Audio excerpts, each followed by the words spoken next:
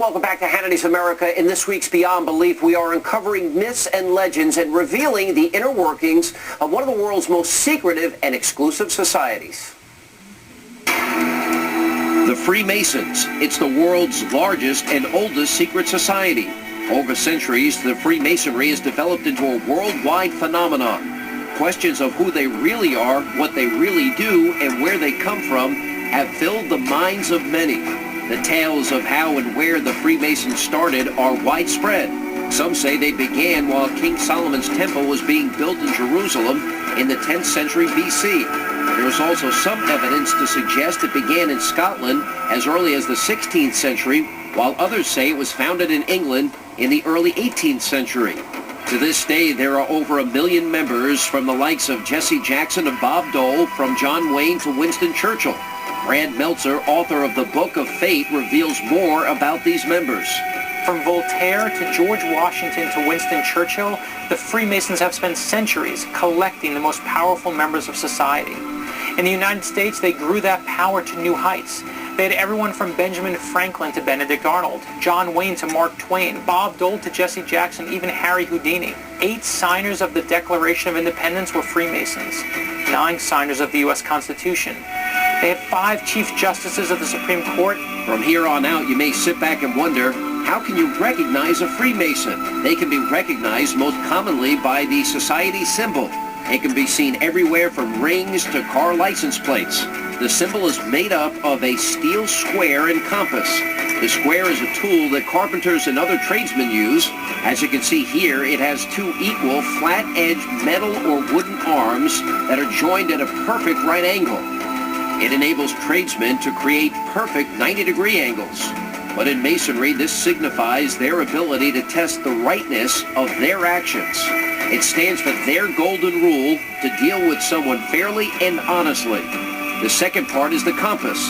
This is a device used to draw perfect circles or arcs. To Masons, it symbolizes their intention to draw boundaries on their own desires and passion. And the third and last part, the letter G, standing for geometry, God, and generative principle. But how does one become a member of such a secret group? You must follow one of their sayings: to be one, ask one.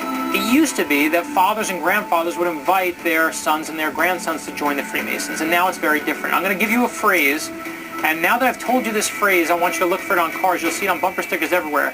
To be one, ask one. That is how you become a Freemason today. To be one, you have to ask one.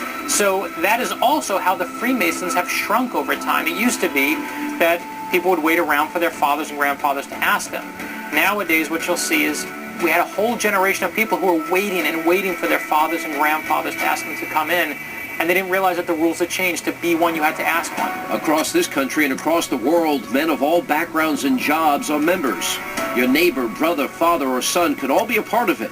But perhaps in the United States, the place that has the deepest and greatest history of the Freemasons is Washington, D.C. After all, our first president, George Washington, was a Freemason, and after him, a dozen more Freemasons would become presidents as well. But George Washington's membership to this day has had a lasting impact on the mystery of the Freemasons.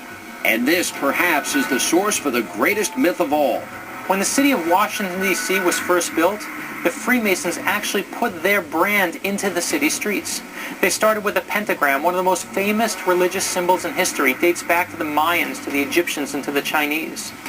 And it started 200 years ago when George Washington, a known Freemason and one of the 3 people who was responsible for designing the city grid of Washington, actually put this 5-pointed star into the city streets. Now look at these points. It starts with Logan Circle and DuPont Circle. When you follow the map, it forms the star. The crazy part is the top point of the pentagram is the White House.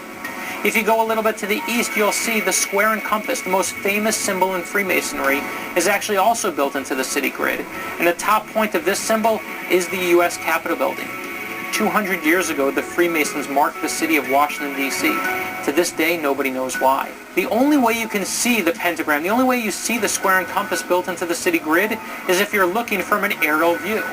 And that means the Freemasons anticipated air travel by 100 years. Another interesting fact is the cornerstone of the White House itself was laid in a Freemason ceremony, but it didn't stop there. It was also the U.S. Capitol building, The Freemasons also did it with the Washington Monument, with the Library of Congress, with the National Cathedral, with the Smithsonian. All of these marked in Freemason ceremonies. So you've seen the way it maps out.